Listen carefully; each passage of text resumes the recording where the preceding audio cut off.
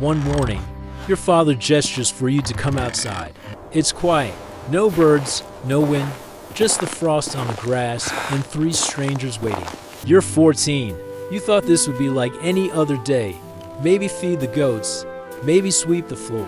Instead, you find yourself standing between a crooked fence and a man with a scar across his cheek. The others are plain looking. One carries a rope, not tightly. The third weighs a pouch in his hand like it contains the weather. Your father doesn't say a word. He won't look at you. The door behind you stays shut. You know your mother is in there. She doesn't open it. He picks up the rope from the post. It's soft, frayed. He puts one end into your hand. The other man gently takes the other. You don't pull away. You don't ask why. You already know. He turns his back to you, not because he's angry, because it's easier than facing you. The group begins to move. You follow. The rope between your hands sways with each step. The grass brushes your knees as you walk. It's the only thing that touches you. The men speak only to each other. When they talk about you, they say her, not your name. A few coins change hands. You try not to listen to the clink, but it stays in your ears longer than your father's voice ever did. By evening, you're in a wooden cart. The wheels creak. You curl up in the corner, arms wrapped around your legs, trying to be smaller than you are. You stop near a river. The smoke from a nearby fire curls upward. A wooden ship waits by the dock. Someone hands you a cloth. You raise it over your head, covering your face. Not because you're told, but because it's easier than seeing. You sit near the back of the ship. The boards are rough. You run your fingers over one, counting splinters. Outside, oars dip in rhythm. No one says where you're going. No one says anything. It's not silence that hurts. It's how normal it feels. The wind carries the scent of salt. You lean your head against the wall, watching shadows flicker across the deck. When night falls, you imagine someone calling your name. No voice comes. You close your eyes, not to sleep, just to stop remembering the shape of the house you won't see again. The ship reaches land at dawn. No celebration, no greetings. Just the bump of the hull against shore and a push to keep moving. The air smells different. Pine trees smoke wet wool. You step onto a dock made of uneven planks. Your feet feel heavier than they did yesterday. A woman is waiting. She wears leather shoes and a thick tunic. She doesn't ask your name. She just nods once and turns her back, expecting you to follow. You do. She leads you to a barn behind a longhouse. You pass a dog that doesn't bark and 2 children that don't smile. Inside the barn, there's a corner with straw. Not a bed, not even a blanket. Just straw in a folded sack. She points to a dot you sit. That's it. That's your welcome. Morning comes fast. Before the sky turns pink, someone nudges your shoulder. A different woman, younger. Her face unreadable. She hands you a wooden bucket and points to the stream beyond the trees. You carry water. You gather firewood. You sweep a floor that's already mostly clean. No one explains what you're doing. If you're too slow, they look at you longer than necessary. That's enough. You peel roots. You grind barley. You empty ash from the hearth. Tasks arrive one after another. Like waves, if you fall behind, they don't yell. They just replace you with someone faster. At night, you lie on straw that smells like dust and old hay. No one says good night. No one checks if you're warm. The younger woman shares your tasks. She doesn't talk, but sometimes she nods when you do something right. Once, she shows you how to carry wood on your back with a rope across your chest. That helps. You learn that silence isn't the same as cruelty, but it isn't kindness either.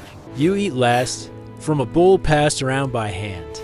Then soup, soft roots, a crust of bread. No one looks up. Sometimes you wonder if this is what animals feel. Not hated, just unnoticed. The sky grows darker earlier each day. Your hands become rougher.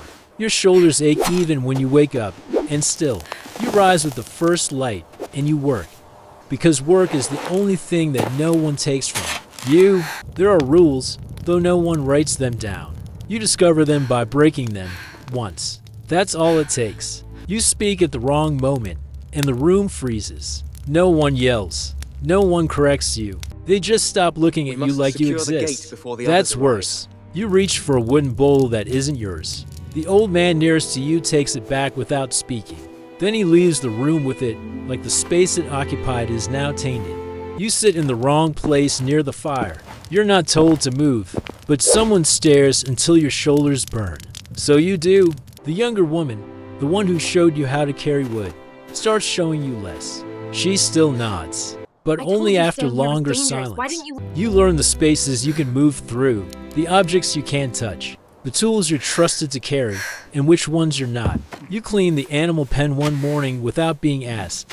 You think maybe someone will thank you. Instead, a different girl has to redo it, not because you did it wrong, but because it wasn't your job. From then on, you wait for tasks to be given. That way, no one can say you assumed. You learn to keep your head angled slightly downward when walking past others. Not submissive, just invisible. If you carry wood wrong, someone tuts. If you carry it right, no one says anything. That's how you know you've done well. A boy, maybe 10, tries to help you once. Hands you a better knife. His mother calls him back with a sharp tone. He doesn't try again. There's an older thrall, gray hair tied back, face like bark. She never speaks, but she watches everything. When she gestures for you to follow, you do. She shows you how to chop roots without waste, how to fold linens without creasing them wrong. She never praises, but she never repeats herself. That you come to appreciate. You once see a girl dragged away by the sleeve. No blows, no screaming, just gone. You don't ask where. No one else does either. One night, the fire is low and the barn is colder than usual. You whisper a tune from home, a lullaby. Soft, just for you. A man nearby clears his throat. Not harshly, but enough. You don't sing again. You learn which silences mean warning, which ones mean judgment, and which ones mean you've already failed. Some rules shift depending who's nearby. With the woman in blue, you can stand straighter. With the man who limps, you must always finish your task before he finishes his. You hear the words they use for you when they think you're not listening. Obedient, quiet, doesn't speak unless asked. Sometimes, when they're gone, you repeat your name aloud. Not to reclaim it, just to keep it in the world. You imagine one day someone might say it back. But for now, you tuck it away again, like a possession you're not allowed to use. One morning, the head woman calls your name. Not a nickname, not a command, your real name. You freeze. It's the first time you've heard it out loud since the day you left home. She doesn't wait for a reply, just gestures for you to follow. You walk behind her through the yard, past the barn, past the fire pit, past everything you now know by heart. You enter the longhouse. The warmth surprises you. You've never been inside. The women are seated by the wall, grinding herbs. The head woman joins them, then nods to you. Sit, you do. For the next hour, you learn to crush roots and mix pastes. You learn which bowls are for healing and which for cleaning. They don't explain why you were chosen, but they don't stop you either. They speak, not kindly, not unkindly, just with normal voices, normal words. It feels unfamiliar. At midday, one laughs. Not at you, just laughs. The sound startles you more than any silence ever did. You're sent back to your chores that evening, but your hands still smell like thyme and spruce bark. The next day, she calls you again, and the day after that, no one tells you what this means. But now, when you pass, some of them nod. A few even say your name. You start waking up before the others, not because you have to, just because your body says it's time. You sweep the barn before anyone walks through it. You place the buckets out in a neat line. The rope is coiled just right. No one tells you to, but they notice. The head woman speaks to you with tasks now, specific ones. Chop this, wrap that, bring only what's fresh. The younger woman works beside you still. She doesn't nod as often anymore, because she doesn't need to. Some of the new thralls ask you questions now. Where do the knives go? Who takes the bread? You answer with few words, like you were taught. A boy forgets to wash his hands before kneading dough. You correct him quietly. He listens. You walk through the compound without fear, not proudly, but with purpose. There's a dog who used to avoid you. Now it walks beside you in the mornings. You don't pet it, but it stays close. You no longer whisper your name at night. You don't need to, because others say it for you now. Not always, not loudly, but enough. The work gets easier. Or maybe you just stop noticing how hard it is. You know which wood burns fastest, which child fakes hunger, which woman needs help before she even asks. The longhouse smells of meat in winter and wet wool in spring. You know when the smell changes, so does the mood. You see the world in tasks, in rhythms, in silences, and sometimes, in moments of stillness, you catch yourself humming. No one stops you. The younger woman gives you her old shawl, says nothing, just leaves it folded on your straw. It smells like her, smoke and pine.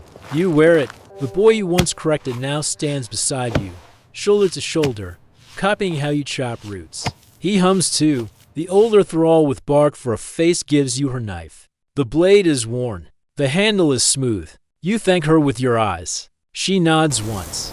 Your name is still not spoken often, but when it is, it sounds right. You are not free, but you are not lost either. You are part of the story now. Not the start, not the end. Just a thread woven into something older than you, and that, somehow, is enough.